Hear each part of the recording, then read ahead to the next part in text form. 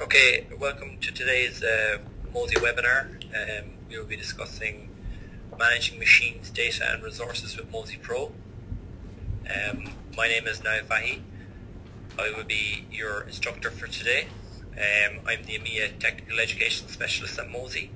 So I train both our internal employees, and I also go on site training our partners and customers on the Mozy product suite, both around EMEA and outside of North America in general.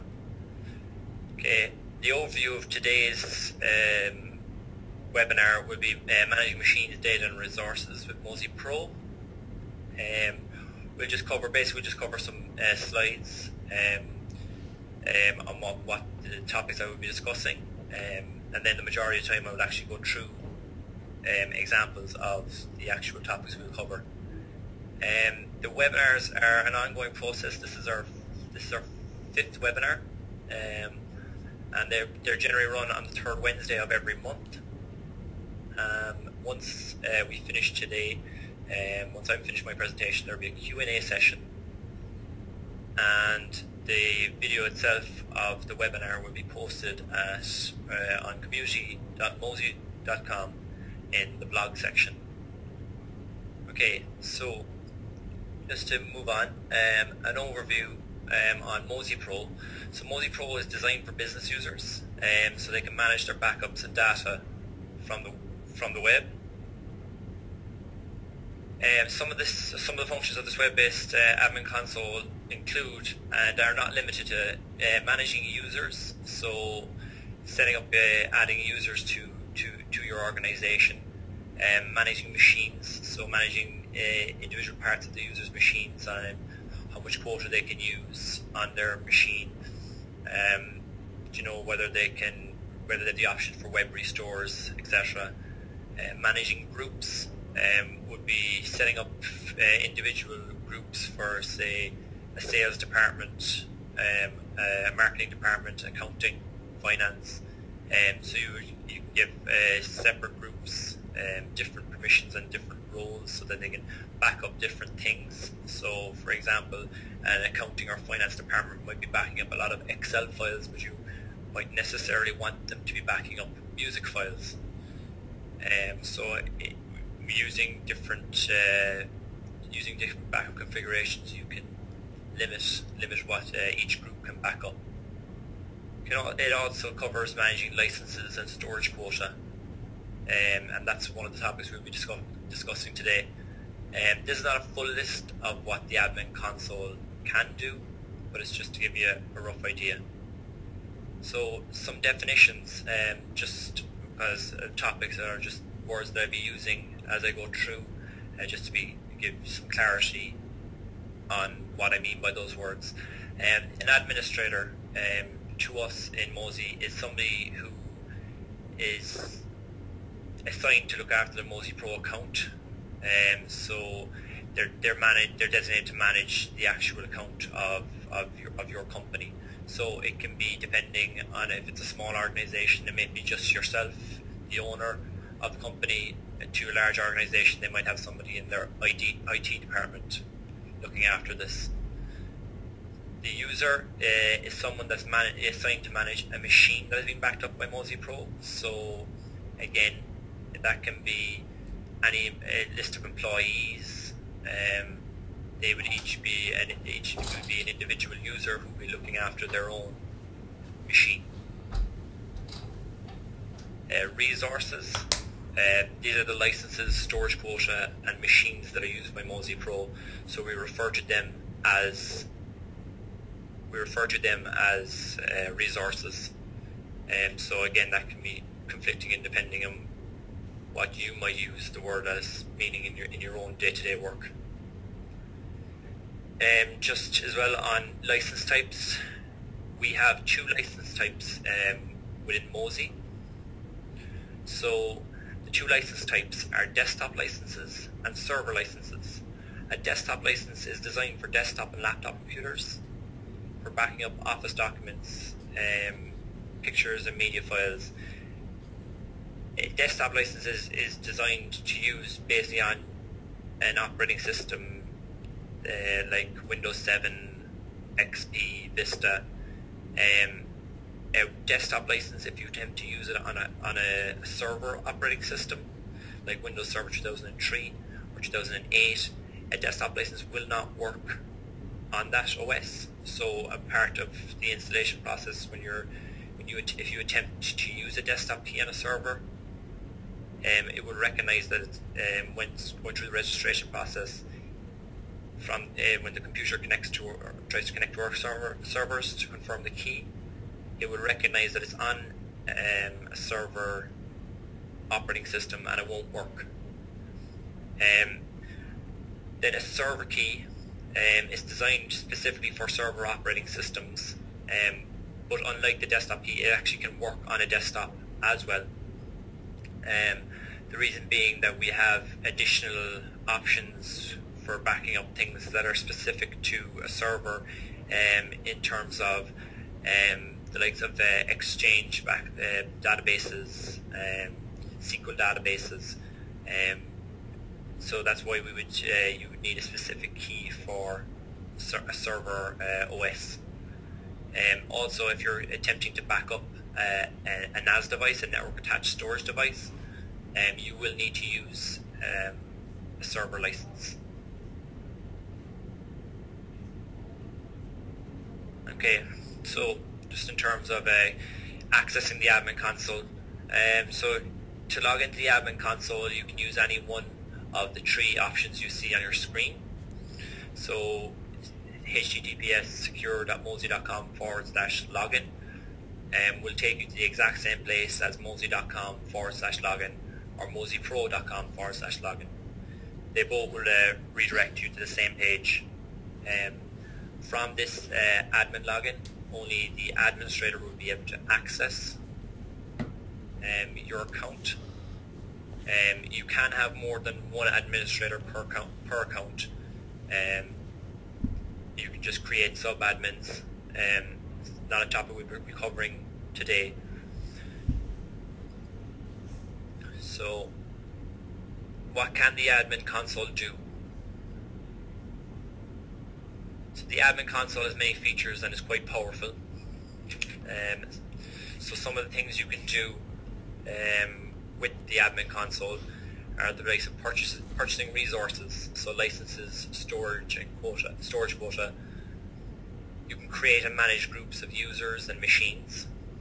You can create and manage administrators, transfer resources between groups and users, and create reports of backups, usage, etc. You can also restore users' files from the admin console, and there's a lot of other functionality as well within the admin console, but what we will be targeting here today will be the likes of transferring resources and managing resources within the admin console. For further documentation on the admin console, it can be found in our documentation area. There is a section there specifically for Mozy administrators, and it's well worth checking out. That's on the support.mozy.com. You can get there through our documentation section. There's also a tutorial area there. There's a lot of short 5-minute videos on specific subjects and various functions of the admin console, including restoring files and like file selection and etc. So that is well worth checking out, that section of our support function. So to look into what we're going to cover today, replacing the machines. So to replace a machine that has previously backed up with MozyPro with a new or different computer. So basically you simply run the installer on the new machine. So you download the software to a new machine using the same license key and username and password that you would have used on the previous machine. You will be prompted to replace the machine. So that's basically you will be in the situation where you would lose your existing machine.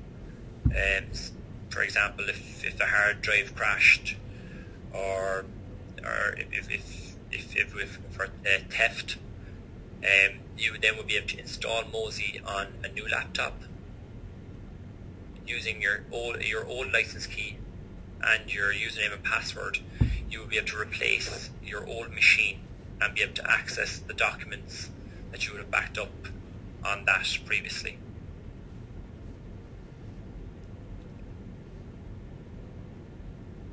Restoring data on a new machine. Okay, so after replacing a machine, you may want to put the data from the previous machine onto the new one. We recommend to do this on the new machine after the installation of the MozyPro software. You can do this using the Restore section of the settings window of the MozyPro software. So it's just important to remember to set the date back to the last successful backup date of the machine that has been replaced. So today is the 23rd. If your machine's last successful backup was on the 18th, it's important to remember that once you replace the machine, to change the date and go back to the 18th and restore your files from there, as they would mean the most recent backup of files for yourself. Okay, so using the admin console to manage resources. The admin console is designed to make using your MozyPro software efficient and effective. One of the primary tasks of MozyPro administrators is making sure that resources such as license keys and storage quota and machines are monitored. So we'll actually go through a demonstration now of how to replace a machine. So I'm going to pop out of this slide deck. Okay, and I'm just going to open up down here. So what I'm going to do is launch the setup wizard here. So this is replacing a machine. So for example, my machine's after being stolen. I'm now after purchasing a new laptop, and I'm installing Mozy, the Mozy software, onto my new laptop, but I want to retrieve the files that I would have backed up previously. So I'm just going to take my old license key, I'm going to pop that in there, and my email address. I'm going to pop that in there. I'm going to go to next. It's going to check the license key. As you can see here, just here it says this license key was previously used on this computer. So that was the previous machine that was being backed up. And it'll tell you your files from your previous computer will be available for 30 days. So I want to put in my password. Click next. It will give you a pop-up to inform you that your computer is being replaced. Your old computer will no longer be backed up, but you can restore files from it. And it'll then prompt you, are you sure you want to replace? Once you click replace, your old machine will now be shown as deleted within your admin console, but you're still able to retrieve your files for the next 30 days from that. So you just click yes. It goes through the logging in procedure, and just go through then retrieving file records, just scanning your system to see what files are there.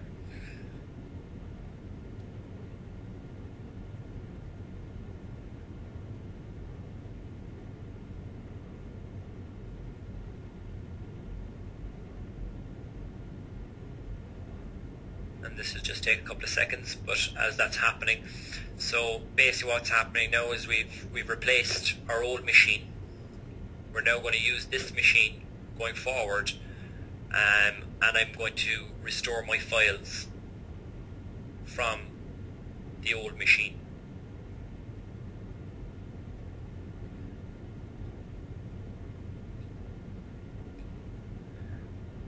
Okay, so I just go to next, and I want to open up my settings window.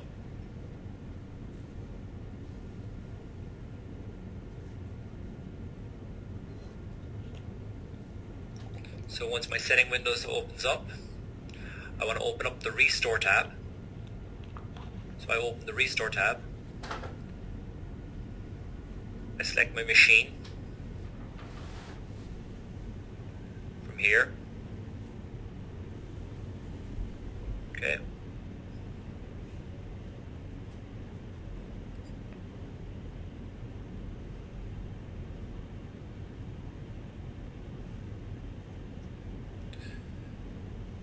So I want to select Search by Date. And as this has only been backed up once today, I only have today as is my latest date. But as I said previously, if it was a situation where your machine, your most recent backup on your machine was, say, the 18th, which was last Friday, you would select the 18th, and then you would select your files.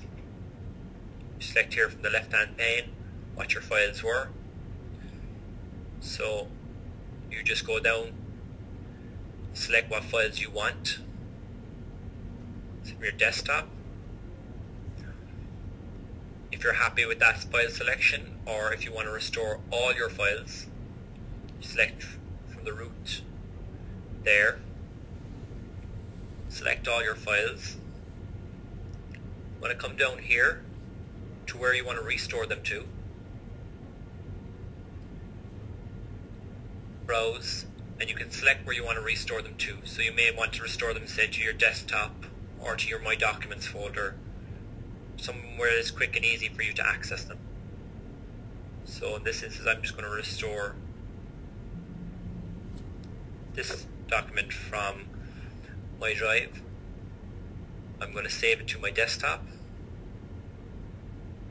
Okay, and I'm going to rename copy if original file exists. So if I have an existing file on my new machine already that has the same name as that, we're in the location I'm saving it to, it's going to rename it, so it's probably going to call it FAQs_1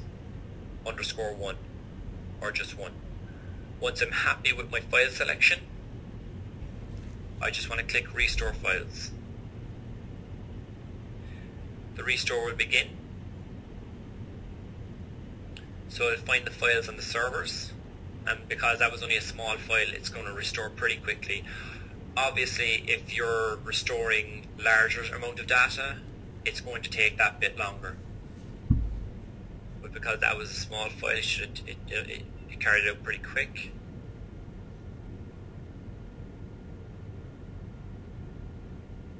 As you can see, here is where it has created the file. So it creates, when you restore a file, it puts it into the file structure that it was in previously. So as you can see, it's not just saved the FAQs document directly onto the desktop as just another Word document. It's actually put it into its own folder in its file structure. So I go into C drive, Users, Nile, Desktop, and there it is, my file restored. So if you were restoring from here, if you're restoring your entire C drive, you would obviously get the folder directly from the top, and that'd be your entire C drive. If you're restoring files and folders within the hierarchical structure, so for example here, OEM partner training, when I go look for that, I need to be sure that I'm not looking for that folder on my desktop or in the location that I've saved it to. I need to find the C folder it's after creating in the area that I've selected to restore to. So that is just on replacing a machine. If there are any questions on replacing a machine, please feel free to put them into the question section, and I will get to them at the end. It's a very straightforward procedure. Once you have the software downloaded, you just use your existing password, your existing username, license key and password, and it gives you the option. It prompts you to replace the machine, as we went through, and then you just need to come in here to settings and to restore your files. Now, you don't have to restore your files straight away. They will be there for 30 days, but it is recommended that you do it straight away so that you don't forget about it, or you don't run over and you don't end up losing files that you might need going forward. So it is recommended that you do it relatively soon after you decide to replace the machine. Okay, so that was restoring data and replacing a machine. So resources in the admin console. Okay, so I'll show you here. So this is my admin console. Okay, so as I was saying, that was our restore, replacing a machine and the restore function. I just went through there. Again, apologies for the network issue I had. So now I'm going to show you how to manage resources within the admin console. So you should be now able to see my admin console. So the section we're going to be focusing on is this section down here on the left, so resources. So what I'll do is I'll go through them each one, and then I will go through machines, and then we'll move to the Q&A. Okay, so purchasing resources, this is obviously a straightforward one. If you do choose one purchasing resources, you can choose within the purchase resource section from here a user group you can assign them to. So in this sense, if you want to assign, if you're purchasing resources for a specific group, this makes it a lot easier than having to go in and transfer resources at a later date, which is something I'll go through in a minute. But here you select your user group you want. So you select what it is the resources you require. So one license key, and say maybe you need 20 gigs of server storage. You submit that.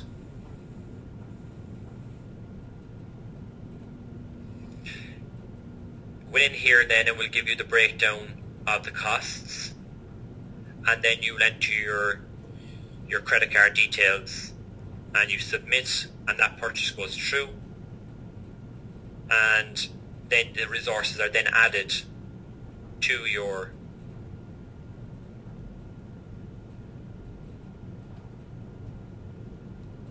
you'll then be able to add any resources. They will be added to your user group.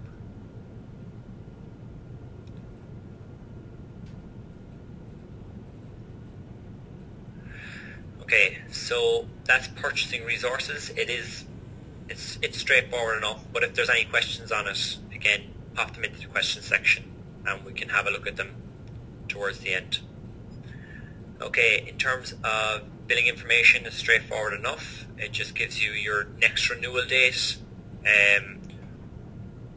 in what period you're in either a biennial contract or a yearly one, and the date of the renewal, the amount, and it'll give you the information on the last 4 digits of your credit card. It also brings you a breakdown of what it is you're purchasing and where the costs are. Your billing history just gives you a history of purchases and charges to your credit card. So again, they're straightforward enough, those ones. Changing payment information, again, is just if you need to change your credit card for if it expired or for any other reason.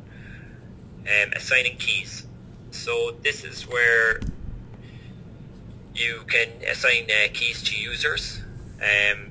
So if you come in here, it'll give you the option to select a user group from which you want to distribute your keys. So again, for example, if you have your organization split up into user groups in terms of accounting, marketing, engineering, in that way, shape or form, you can select from here the user group you wish. So for my example, I'm going to select the API test.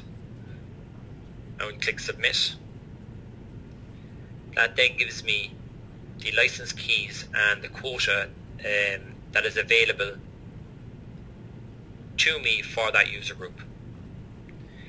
If this is not the user group I want, I can go back up here to select different group, and I can go through. I come back to the original screen and I can select a new group. So from here, to assign a key, in this section here, email to, you fill in the user's email address. So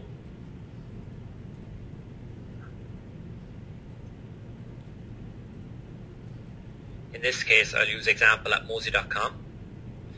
It's a desktop key, and I want to assign that person 2 gigs of quota.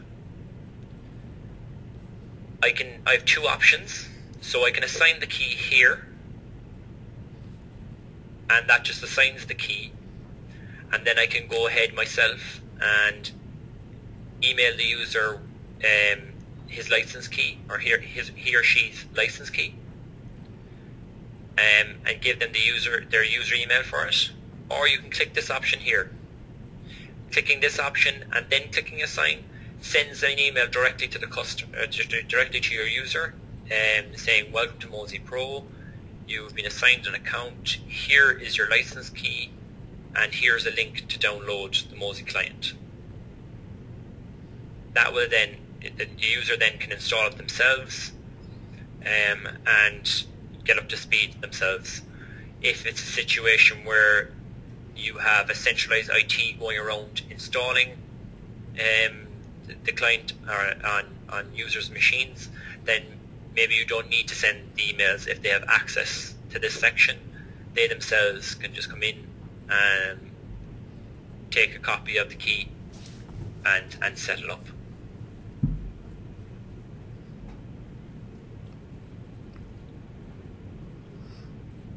And you can also perform a batch key assignment from here. That sends out all your keys to your various email addresses. So transfer resources is the next section, and this is the section I mentioned earlier, that if you were purchasing resources, that sometimes maybe it is easier to select the group that you want to purchase for initially. If not, if it's after the situation and you have purchased extra storage or quota for a particular user group that you're not using on that user group, you can always transfer it to a group where you need the resources, so that it's not sitting there and it's not being used within that group. So what you do is you select your source user group. So for example, I have this user group here has 11 licenses and 331 gigabytes of storage, and I want to transfer some storage to API test, because it has licenses but it has no storage quota. I then select what it is I want to transfer. So if it's server licenses, I select how many server licenses I want to transfer. If it's desktop licenses, I select how many desktop licenses I want to transfer, and the same with storage. And once you're happy with that, you just click continue. It then moves the storage that I want from group 1, which is unwashed, to my second group, API test, and I then have storage within that group to continue on. So I didn't have to purchase more storage or more quota or licenses for that group. I just transferred resources that I already had paid for and were sitting there and weren't being used. On the other side of that, if you go along and you purchase too much quota, maybe when you started and you signed up and you thought maybe, okay, I'm going to be backing up my Exchange database, I need 100 gigs, and you purchase 100 gigs and you purchase your license for it, But then afterwards, once you're backing up for a couple of weeks, you see that your Exchange database is not as big as you previously thought. You then say it's 75 gigs, and you leave, it's not growing by much on a regular basis. You then have the option to return unused resources. So if you say you had 75 gigs backing up, you want to leave 5 gigs for safety, so that's 80 gigs, but you're paying for 100 gigs, you don't need that extra 20 gigs. You just return whatever resource you want. So you can select a specific user group, or you can select from anywhere of all your user groups. It'll tell you how much you have unused. You fill in how much you want to return, click continue, and that storage or those licenses are returned. And that's counted against your next billing period, then is reduced, and it's seen that you no longer require your 100 gigs of storage going forward. You only need 80. In terms of managing machines, just on if you have quota and you have a user who has reached their limit on quota. So just want to open up users. So you open up the list. So if you come up here on the left and search list users, select the user you want. So in my case, I've selected Jonathan B here on the training accounts, and I can see from here Jonathan has 1.2 gigabytes used of 11 gigabytes of storage. Now, there's two scenarios. If it was a situation where Jonathan was using 10.8 gigabytes of data and he's expected to use more, and I need to give him more space, I just click here on change. Once I click in the box, it'll tell me how much the max I can give him. So I can increase it to 12 or 13 gigabytes or 15 gigabytes, and once I save it, it'll be done. In this situation that we have in front of us, Jonathan has 11 gigabytes assigned to him, but he's only using 1.2 gigabytes. So what I can do is change it from here and say give Jonathan 5 gigabytes. The quota is changed, and now Jonathan only has 5 gigabytes of data of space to back up, and I have freed up 6 gigabytes that I may be able to use on a user that needs that quota more than Jonathan did. Or alternatively, I can return that quota, that excess quota that I didn't need. So that's pretty much it on managing resources. If there's anybody has any questions now, please type them into the question area, and I'll answer them as best as I can. And if I can't answer them, I will get the answers for you. So thank you for joining today, and if there's any questions, just let me know. Okay, so Kara's question, can I create groups after the machines are added? Yes, you can. So if you have machines that are added, once you have a machine that is added, all you need to do to assign that user to a group afterwards is open up the user. As you can see here with Jonathan, his user group is unwashed. If there's no user groups set up before you set up the user, they're automatically sent to a default user group. If afterwards you create your user groups, all you need to do is come in here to the user, change, search the user group you want, and click submit. Jonathan then will be added to that new user group. I hope that answers your question. Okay, Brenda's question, in the tutorials section of support.mozy.com, you will find some very good tutorials on setting up and installing Mozy, and what files to back up and what files not to back up are also included.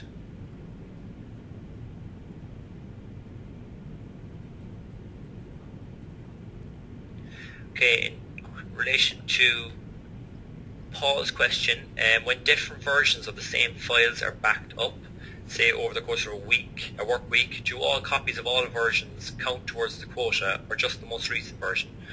So what counts towards your quota, Paul, is when you back up.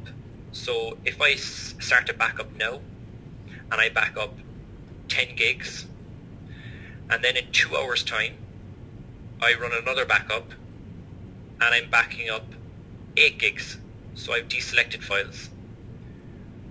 The 8 gigs counts towards my quota, and the 10 gigs that I had previously backed up stay on our servers for 30 days. So the files that I deselected for backup stay on our servers for 30 days, and if they're not added in again, they're removed from our servers. So it's only your most recent backup and how much space you use on that backup is what counts towards your quota.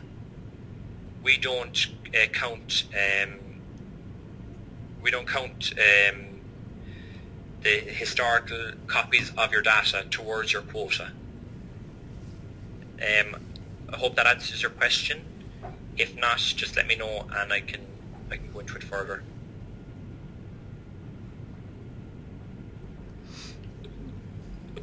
Yeah, no problem. So I'm just going to show you that there now. So if, for example, you are adding a user, they get automatically assigned to a default user group.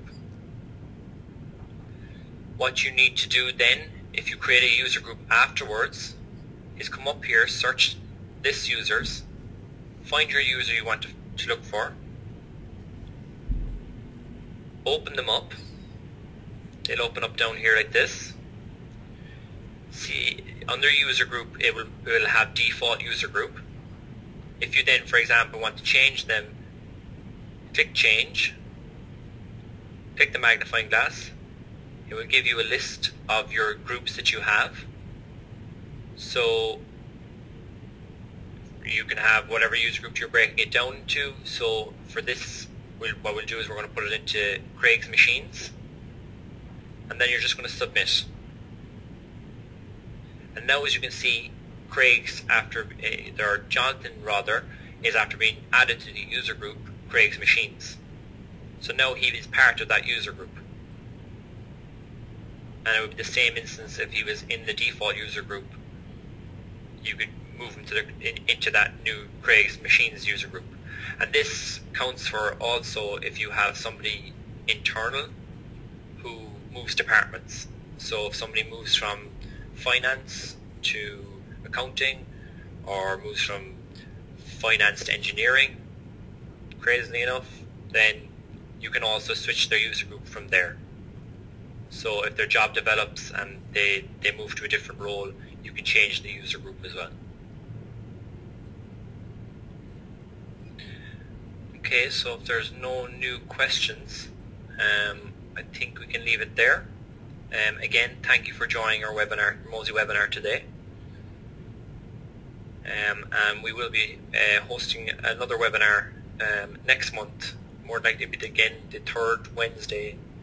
We'll go back to the third Wednesday of the month from next month. So thank you once again for joining us today. We hope you have got some valuable knowledge from it. And again, feel free to mail me questions. Okay, thank you.